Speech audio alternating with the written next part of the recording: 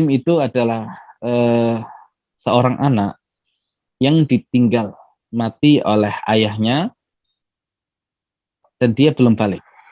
Ya, dan dia belum balik. Dan yatim itu khusus yang ditinggal mati oleh ayahnya. Ya, bukan yang ditinggal mati oleh ibunya. Ya, bukan yang ditinggal mati oleh ibunya. Nah, di kita makanya ada istilah yatim piatu. Jadi batasan yatim itu kan sampai balik. Kalau dia sudah balik berarti tidak yatim lagi. Kalau dia butuh masuknya di fakir atau miskin. Ya, tidak yatim lagi. Kalau yatim dia sebelum balik. Ya, sebelum balik.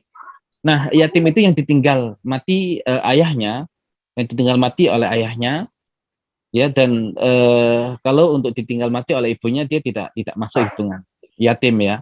Dan kalau kemudian kita pahami kenapa kok yang disebut yatim hanya yang ditinggal mati oleh ayahnya, dan dia yang menjadi bagian dari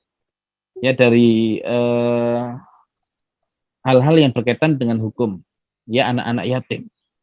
Dan anak yatim bukan termasuk yang menjadi mustahik zakat. Kenapa? Karena bisa jadi anak yatim itu kaya. Kok bisa? Warisan dari ayahnya. Ya, padahal nanti yang zakat itu kan ada 8 golongan dan yatim nggak masuk. Ya, seandainya dia fakir, nah baru masuk karena sebab fakir, tapi sebab keyatiman tidak mewajibkan zakat. Karena bisa jadi dia kaya. Maka yang dibutuhkan oleh anak yatim itu bukan harta. Yang dibutuhkan oleh anak yatim itu adalah pengasuhan. Ya, pengasuhan. Ya, makanya tadi membutuhkan orang-orang yang siap untuk mengasuh dia. Ya, tapi kalau untuk ditinggal oleh ibunya, tetap ya nanti yang mencukupi dia kan ayahnya. Yang mencukupi dia adalah ayahnya, dan ini kalau Ustaz Rajab, kalau ibunya yang meninggal itu nggak butuh pengasuhan orang lain.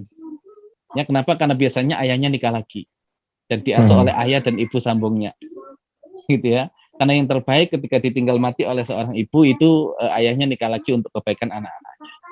Tapi kalau kemudian yang mati adalah ayahnya, nah asalnya ibunya itu tidak menikah lagi, makanya dibutuhkan sosok yang lain yang menjadi pengganti ayah.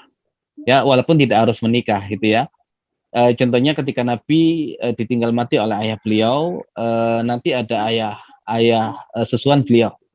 Ya, nanti ketika kemudian dikembalikan ada kakeknya yang bertugas sebagai seakan ayahnya. Ya, makanya beliau sering mengatakan, Ana ibnu Abdul Muthalib. Saya ini anaknya Abdul Muthalib. Ya, nanti ketika itu diasuh oleh Abu Thalib. Tapi intinya yatim itu adalah seorang anak baik laki-laki ataupun perempuan yang ditinggal mati oleh ayahnya dan dia belum balik. Kalau dia sudah balik maka tidak disebut yatim lagi.